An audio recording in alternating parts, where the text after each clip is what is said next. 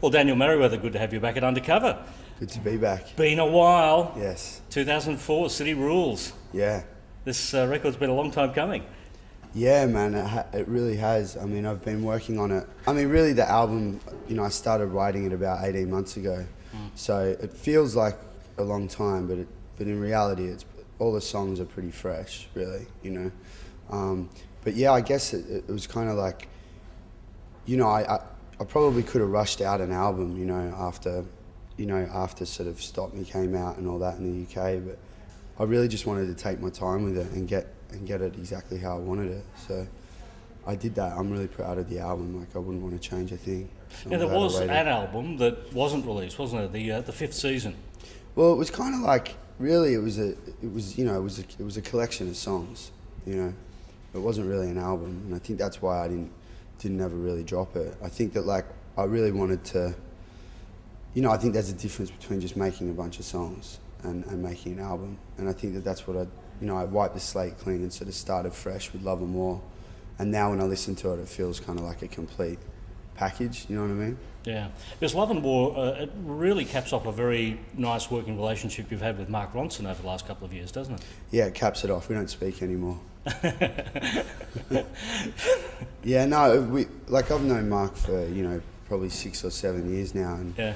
We've always worked on music together, and I guess he was off doing his own thing. I kind of helped him out with that a little bit, and then after sort of finishing the tour, we came back to New York, and I was just like itching to get everything done. I'd recorded a couple of songs, but I really wanted to finish everything off. So we locked ourselves away for sort of the last 3 months and did it. And it's just always so much fun to make music with your friends. You know what I mean? It's like, every collaboration and every sort of like, thing that happened on the album were all sort of from being friends with people first, and then sort of having them involved in music, which is the way I like to do things, I guess. Yeah. Well, the first song we heard from this was Change with Whale. When did you write this? When was this in the process? Wale, yeah. Wale.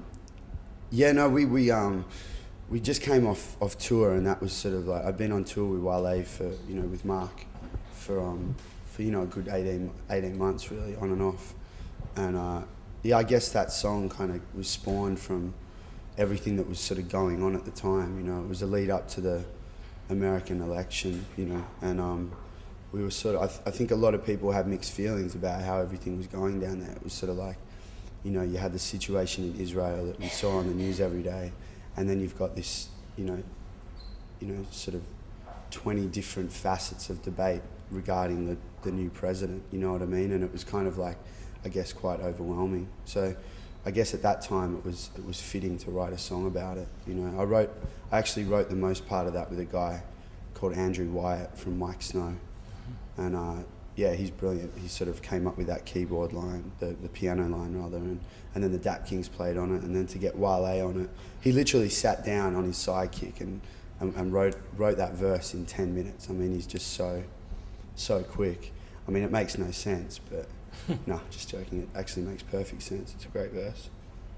But yeah, that's what happened. Yeah, and of course Mike Snow have just put out their album at the moment too. So yeah, it's great. You're all out there together. Yeah. What about the track Red? When did that happen? Well, Red was probably one of the sort of songs that I recorded. We wrote it and recorded it sort of early on in the album, but it was sort of sitting there, and we were trying to work out exactly how. Me and Mark were trying to work out exactly how we wanted it to sound, because it's a very different song from the rest of the album.